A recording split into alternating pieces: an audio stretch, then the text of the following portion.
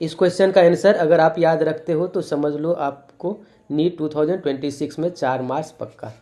Question में कह रहा है कि 3 particles A B C are situated at the corners of an equilateral triangle A B C of side D at T equal to 0। यानी initially 3 particle A B C equilateral triangle के vertices पर रखा हुआ है।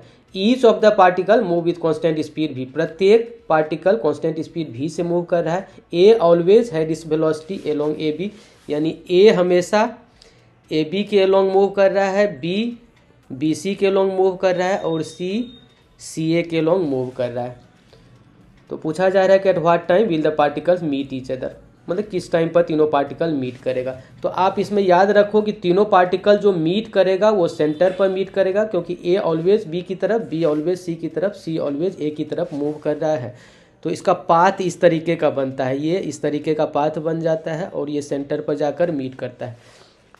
आपको जो लगाना है इसमें फॉर्मूला कन्वर्जिंग टाइम के लिए, T is equal to initial separation by initial velocity of approach. Initial separation D दिया हुआ है, इनिशियल वेलोसिटी ऑफ अप्रोच में भी, यानी ये पार्टिकल इसकी तरफ अप्रोच कर रहा है तो भी माइनस, मान लो अप्रोच होता है v1 माइनस v2, तो v1 का वैल्यू हो गया v। v2 वाले में ये जो पार्टिकल v वेलोसिटी से b पार्टिकल c की तरफ जा रहा है उसका कंपोनेंट लेना है इस डायरेक्शन में v cos 120, तो v माइनस v cos 120 यही हो जाएगा इनिशियल वेलोसिटी ऑफ अप्रोच। बस ये आपको याद रखना है। इनिशियल सेपरेशन डी दिया हुआ है, इसको आप सोल्व करोगे तो ये मिलेगा v माइनस, और v cos 120 का वैल्यू -12 होता है, तो ये माइनस इंटू माइनस प्लस हो जाएगा।